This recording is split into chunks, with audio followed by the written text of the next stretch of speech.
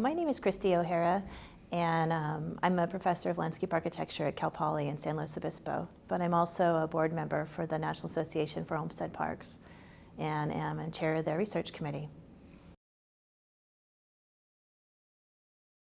So the way that Olmsted Junior informs my work is, as a professor of landscape architecture, it's really important that we understand the ecological process of a landscape before we do any kind of design.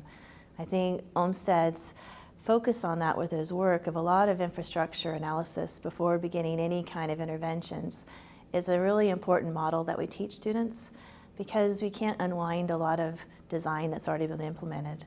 So if we're very careful, we can create a sense of nuance of gently moving in the design that acknowledges and works with the existing ecology of a place.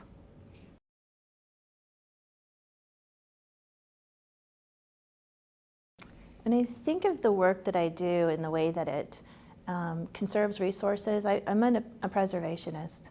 And so when I look at historic landscapes, my focus is usually to try to see how I can either landmark them or do some kind of a report that provides an educational framework for anyone behind me so they understand what's important or significant about that place.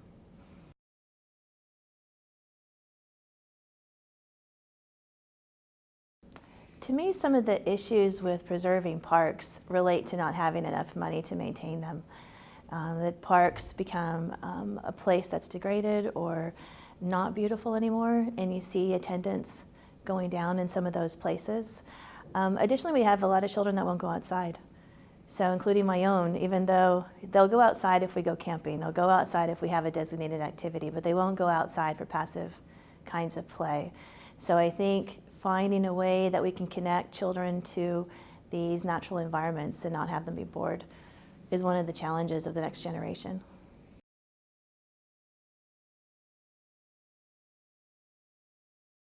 The research that I've done on the California park system shows an immense amount of visionary ideas on the part of Olmsted Jr. towards the California state parks. At the time that he was asked to make the recommendations in the 1920s, he was well versed on the whole state and makes a very comprehensive list of, if we could, these are the places that we would catch, including places like Hearst Castle, which eventually that landscape in San Simeon comes back as a state park. But he really had this really broad understanding of the landscape. So when you look at the work in Brookline, Massachusetts, he's got all the before pictures of the desert places, the mountain places, the redwood places that he would keep. And he actually documented these places so that when he went forward with recommendations, he also had a background of what these beautiful places look like.